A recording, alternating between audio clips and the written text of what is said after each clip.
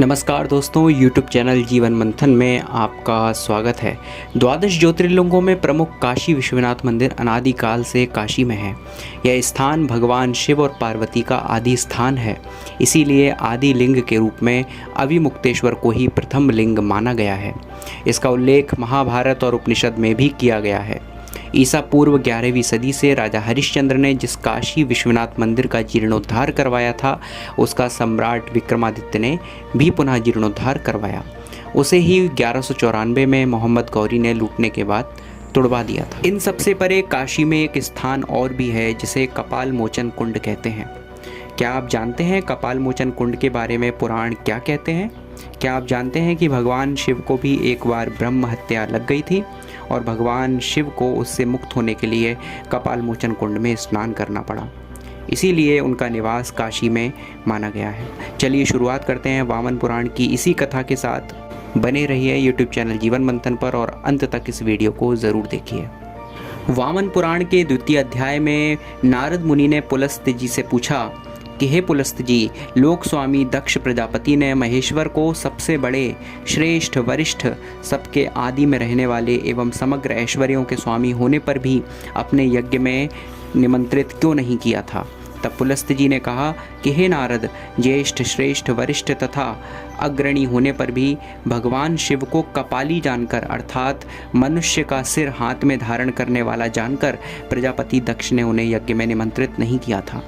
नारद जी ने फिर पूछा कि हे महाराज, देवश्रेष्ठ शूलपाणी त्रिलोचन भगवान शंकर किस कर्म से और किस प्रकार कपाली अर्थात कपाल को धारण करने वाले हुए, यह बताएं। पुलस्त्य जी कहते हैं कि नारद, आप ध्यान देकर सुने। यह पुरानी कथा आदि पुराण में अव्यक्त मूर्ति ब्रह्मा जी के द्वारा कही गई है। प्राचीन समय में समस्त स्थावर जंगम जगत एकीभूत महासमुद्र में डूबा हुआ था।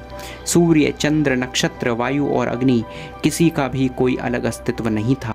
सभी पर्वत एवं वृक्ष जल में ही निमग्न थे तथा संपूर्ण जगत अंधकार से व्याप्त एवं दुर्दशाग्रस्त था।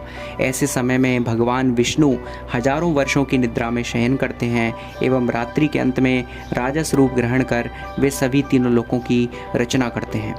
इस चराचरात्मक जगत का सृष्टा भगवान विष्णु का वह अद्भुत राजस स्वरूप पंचमुख एवं वेद वेदांगों का ज्ञाता था।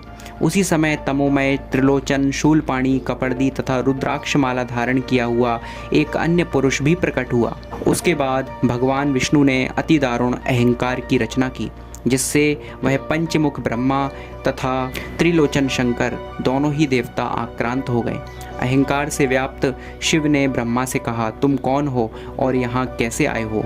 तुम मुझे यह भी बताओ कि तुम्हारी सृष्टि किसने की है? इस पर ब्रह्मा ने भी अहंकार से उत्तर दिया, आप भी बताइए कि आप कौन हैं तथा आपके माता पिता कौन हैं? क्रोध से अंधे हुए रुद्र से ब्रह्मा जी के 5वें मुख ने कहा, तमोमूर्ति त्रिलोचन, मैं आपको जानता हूँ। आप दिगंबर अर्थात वस्त्र धारण ना करने वाले या आसमान को ही वस्त्र रूप में धारण करने वाले, वृषारोही अर्थात बैल की सवारी करने वाले एवं लोकों को नष्ट करने वाले प्रलयंकारी हैं। भगवान शंकर अपने तीसरे घोर नेत्र द्वारा भस्म करने की इच्छा से ब्रह्मा के उस मुख को एकटक देखने लगे। तदनंतर श्री शंकर के श्वेत, रक्त, स्वर्णिम, नील और पिंगल अर्थात सफ़ेद, लाल, सुनहरा, नीला और पीला रंग का इस प्रकार के 5 सुंदर मुख प्रकट हुए। सूर्य के समान दीप्त उन मुखों को देखकर पितामह के 5वें मुख ने कहा, जल में आघात करने से बुलबुले तो उत्पन्न होते ही हैं, पर क्या उनमें कुछ शक्ति भी होती है? यह सुनकर क्रोध भरे भगवान शंकर ने ब्रह्मा के कठोर भाषण करने वाले उस 5वें सिर को अपने नाखून के अग्रभाग से काट डाला, पर वह कटा हुआ ब्रह्मा जी का सिर शंकर जी की बाईं हथेली पर जा गिरा और वह कपाल श्री शंकर की उस हथेली से इस प्रकार चिपक गया कि गिराने पर भी किसी प्रकार न गिरा। तत्पश्चात शिव जी को अपने करतल में भयंकर कपाल के सट जाने से बड़ी चिंता हुई। उनकी इंद्रियां व्याकुल हो गईं, उन्हें बड़ा संताप हुआ। इसके बाद कालिक के समान नीले रंग की रक्त वर्ण के केश वाली अर्थात लाल बालों वाली और नीले शरीर वाली भयंकर ब्रह्म हत्या शंकर जी के निकट आई। उस विकराल रूप वाली स्त्री को आई देखकर शंकर जी ने पूछा, ओ भयावनी स्त्री, यह बताओ कि तुम कौन हो एवं किस लिए यहाँ आई हो? इस पर उस अत्यंत दारुण ब्रह्म हत्या ने उनसे कहा, मैं ब्रह्म हत्या हूँ हे त्रिलोचन, आप मुझे स्वीकार करें, इसीलिए मैं यहाँ आई हूँ। ऐसा कहकर ब्रह्म हत्या संताप से जलते शरीर वाले त्रिशूल पाणी शिव के शरीर में समा गईं। ब्रह्म हत्या से अभिभूत होकर शंकर बदरिकाश्रम में आए, किंतु वहाँ नर एवं नारायण ऋषियों के उन्हें दर्शन नहीं हुए। धर्म के उन दोनों पुत्रों को वहां न देखकर वे चिंता और शोक से युक्त होकर यमुना जी में स्नान करने गए, परंतु उसका जल भी सूख गया। यमुना जी को निर्जल देखकर भगवान शंकर सरस्वती में स्नान करने गए, किंतु वह भी लुप्त हो गई। फिर पुष्करारण्य, धर्मारण्य और सैंधवारण्य में जाकर उन्होंने बहुत समय तक स्नान किया। उसी प्रकार वे नैमिषारण्य तथा सिद्धपुर में भी गए और स्नान किए, फिर भी भयंकर ब्रह्म हत्या ने उन्हें नहीं छोड़ा। जीमूत केतु शंकर ने अनेक नदियों, तीर्थों, आश्रमों एवं पवित्र देवायतनों की यात्रा की, पर योगी होने पर भी वे पाप से मुक्ति न प्राप्त कर सके। तत्पश्चात वे खिन्न होकर कुरुक्षेत्र गए।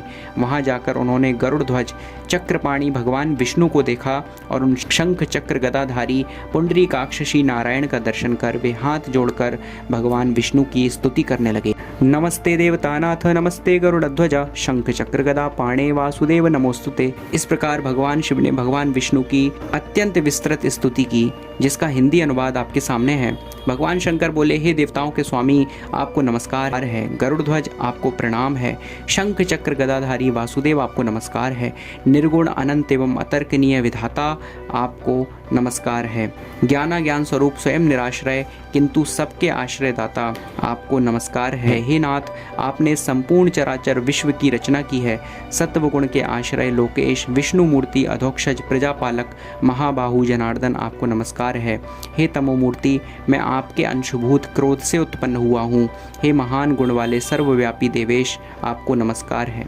हे जगन्नाथ, आप ही पृथ्वी, जल, आकाश, अग्नि, वायु, बुद्धि, मन एवं रात्रि हैं, आपको नमस्कार है। मैं आपको लोक में दयालु मानता हूँ। केशव, आप मेरे शरीर में स्थित ब्रह्म हत्या से उत्पन्न अशुभ को नष्ट कर मुझे पाप बंधन से मुक्त करें।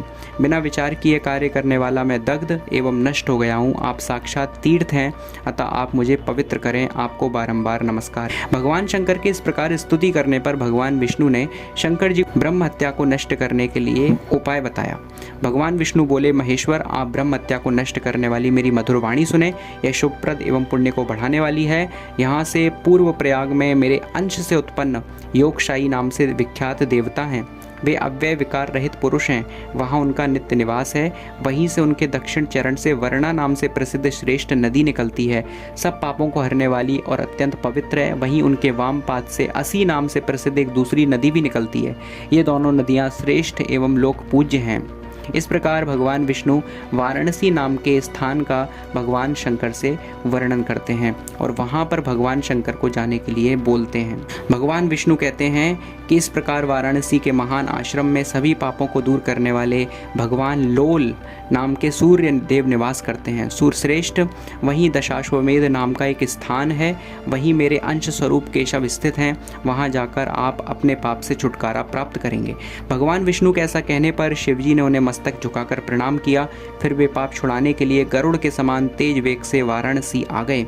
वहाँ परम पवित्र तथा तीर्थभूत नगरी में जाकर दशाश्वमेध के साथ 80 स्थान स्थित भगवान लोलार्क सूर्यदेव का दर्शन किया और वहाँ के तीर्थों में स्नान कर और पाप से मुक्त होकर वे वरुणा संगम पर केशव का दर्शन करने गए। उन्होंने केशव का दर्शन करके प्रणाम कर कहा, हे ऋषिकेश, आपके प्रसाद से ब्रह्म हत्या तो नष्ट हो गई, पर देवेश, यह कपाल मेरे हाथ को अभी तक नहीं छोड़ रहा है। इसका कारण मैं नहीं जानता, आप ही मुझे बता सकते हैं। पुलस्त्य जी कहते हैं कि महादेव का वचन सुनकर भगवान केशव ने कहा, रुद्र, इसके समस्त कारणों को मैं तुम्हें बताता हूँ। मेरे सामने कमलों से भरा यह जो दिव्य सरोवर है, यह पवित्र तथा तीर्थों में श्रेष्ठ है एवं देवताओं तथा गंधर्वों से पूजित है। हे शिव, आप इस परम श्रेष्ठ तीर्थ में स्नान करें। स्नान करने मात्र से आज ही यह कपाल आपके हाथ को छोड़ देगा।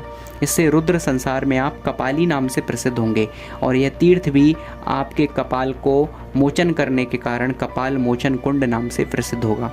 पुलस्त्य जी कहते हैं कि मुने सुरेश्वर भगवान विष्णु के ऐसा कहने पर महेश्वर शिव जी ने कपाल मोचन तीर्थ में वेदोक्त विधि से स्नान किया। उस तीर्थ में स्नान करते ही उनके हाथ से ब्रह्म कपाल गिर गया। तभी से भगवान विष्णु की कृपा से उस उत्तम तीर्थ का नाम कपाल मोचन कुंड पड़ गया। इसी प्रकार की रोचक जानकारियों के लिए YouTube चैनल जीवन मंथन को अवश्य सब्सक्राइब करें। Thank you so much. बहुत बहुत धन्यवाद।